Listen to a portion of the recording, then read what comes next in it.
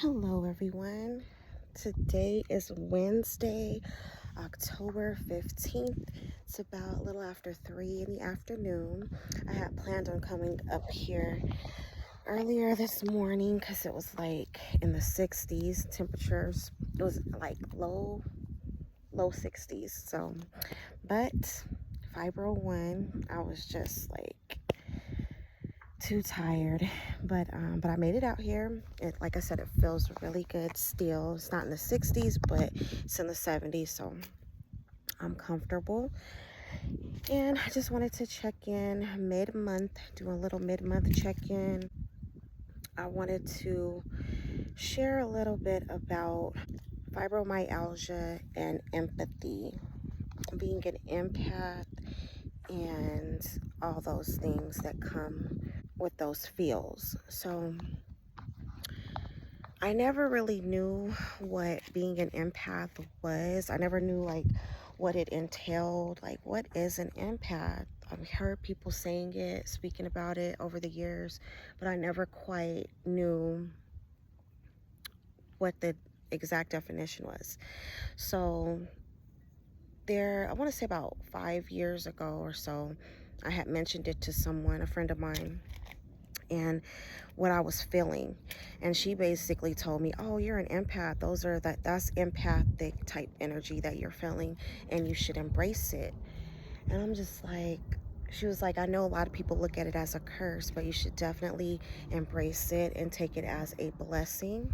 But at the time, I'm just like, I don't know, because I don't like how sensitive I am. Like, people can watch movies and not like flinch or react or feel anything, whereas me, it's like, I don't know, for whatever reason I get so in tuned and in touch with the character or whatever. But the situation that I wanted to speak about is I went to support a family member at a funeral service, and although I didn't know the person, just being around all of those sad individuals, I ended up tearing up. I just got really sad and kind of like taking on that empathetic feel that people around me were feeling. And even though they may not have had tears coming down their eyes, I could still sense their energy.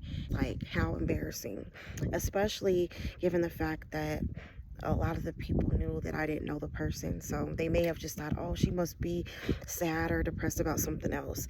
But I'm like, no, that's I have no idea, and it's kind of always been that way. And I never like going to funeral. I remember sharing this with a relative, and she was like, nobody likes funerals. And I'm like, I don't mean it like that. I mean, of course no one likes when it's that time to go and say your goodbyes, or until next time. That was when I thought, okay, what is wrong? I guess this is normal. I never really knew.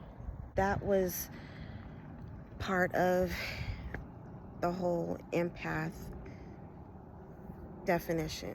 At this point, I have to say I have embraced it, because I would ask people sometimes things that other people aren't thinking about, but that wasn't necessarily true.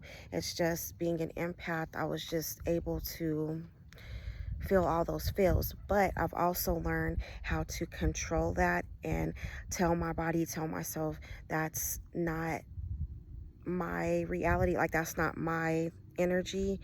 And there's different practices out there, I know, to cleanse yourself of other people's energies.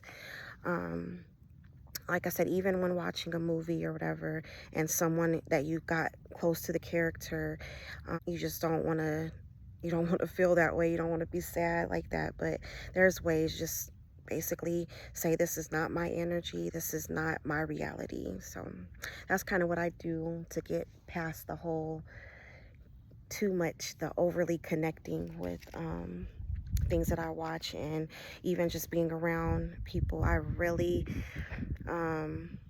try to embrace it, but it does get to me at times, because it's like, I don't want to feel sad. I don't want to sound like selfish, like, oh, I don't want to like sympathize or empathize with you.